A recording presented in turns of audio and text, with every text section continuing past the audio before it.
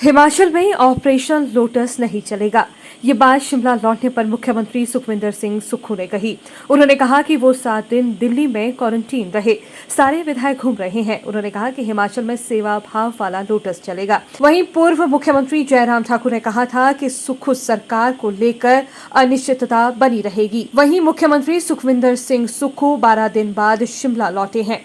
वहीं corona positive होने के बाद वो 7 दिन दिल्ली में क्वारंटीन रहे। शिमला पहुंचते ही उन्होंने पूर्व जयराम सरकार पर निशाना साधा। उन्होंने कहा कि पूर्व सरकार ने चुनाव के वक्त 590 संस्थान चुनावी लाभ के लिए खोले, इनमें स्टाफ का प्रावधान नहीं किया गया। वहीं पीएससी और सीएससी को चपरासी के भरोसे चलाने का प्रयास किया गया।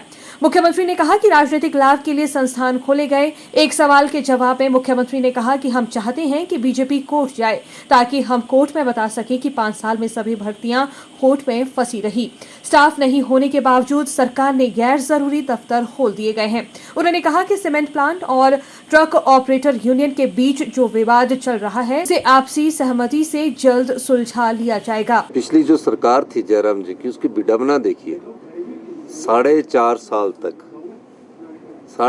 साल तक ऑफिस खोलना, कहाँ खोलना, प्राइमरी हेल्थ सेंटर खोलना, कहाँ खोलना, इस बारे में सोचा ही नहीं।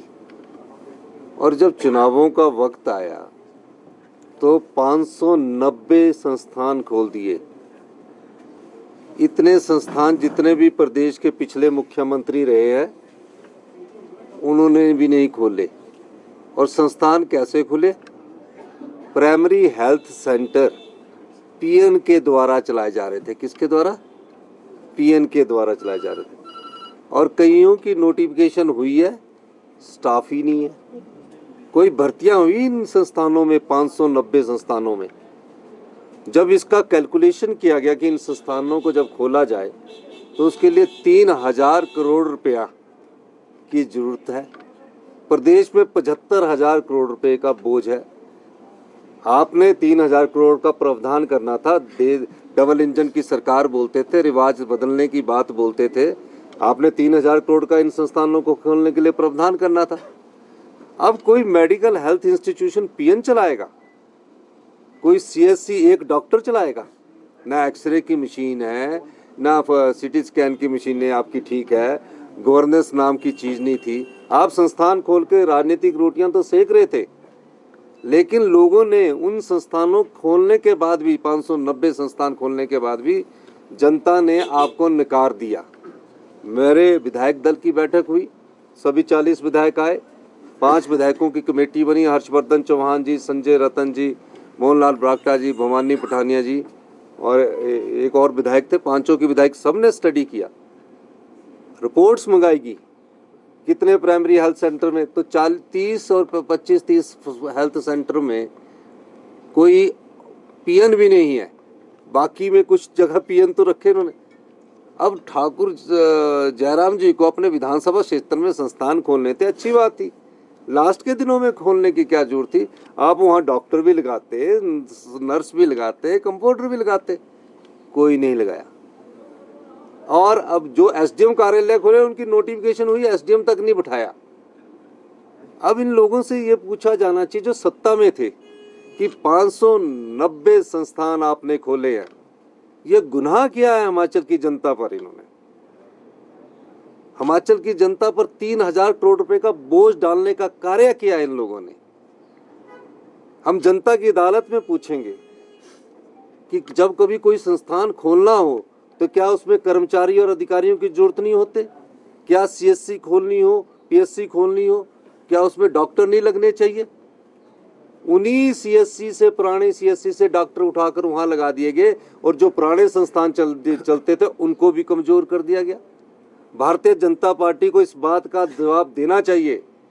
आंदोलन करने से पहले आंदोलन करिए, लोगों को ये जवाब दीजिए कि 590 संस्थान जो आपने खोले उसके लिए 3000 करोड़ रुपए का आपने डबल इंजन की सरकार से 4.5 साल पहले क्यों प्रावधान नहीं किया गया। ये बात बहुत स्पष्ट है कि सिर्फ राजनीतिक दृष्टिकोण से जो संस्थान खोले जाते हैं, अगली सरकार पर बोझ डालने के लिए जो सरकार को खोलने जाते हैं।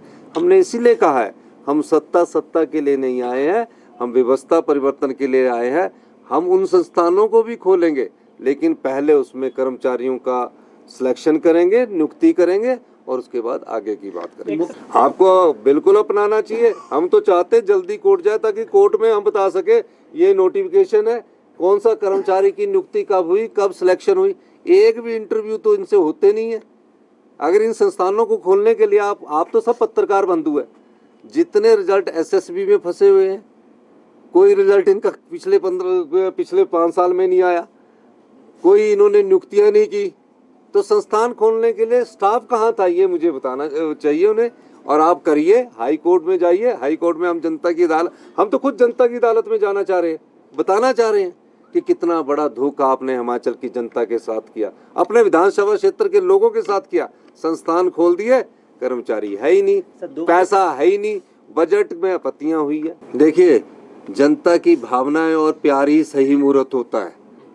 जब जनता ने चुनाव करके भेज दिया तो सबसे सही मुहूर्त क्या होता है, जो जनता की भावनाएं हैं। रिज पर जो जन सलाब उमड़ा, भगवान भी उसमें आशीर्वाद देता है, ये तो सही मुहूर्त है। और हमने तो पिछले 20 दिन से, मैं तो खुद 7 दिन से क्वारंटाइन में, सारे विधायक घूम रहे। हिमाचल में कोई ऑपरेशन लोटस ना चलने पाएगा, ना चल सकता है।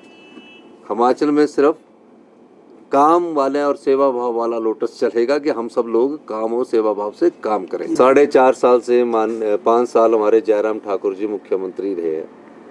मुख्यमंत्री जी ने अगर ऑर्डर किया, वो मंत्रिमंडल की बैठक में आएंगे, ये उन्हें जानकारी मुझसे ज़्यादा होगी। और आप लोगों को भी मैं बता देना चाहता हूँ, अगर मुख्यमंत्री फैसला लेता है, उसको जो मोहर मंत्रिमंडल में लगती है।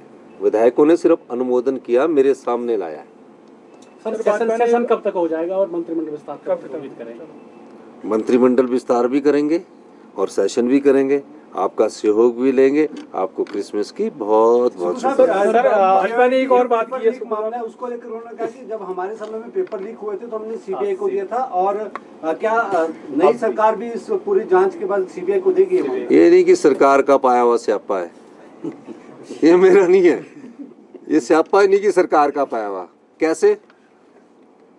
मैंने मुख्यमंत्री बनने के बाद कुछ पुलिस अधिकारियों को बुलाया और कहा, जब भी पेपर हो उस समय ये पेपर लीक गिरोह एक्टिव होगा। मैं ये आपको जानकारी देना चाहता हूँ।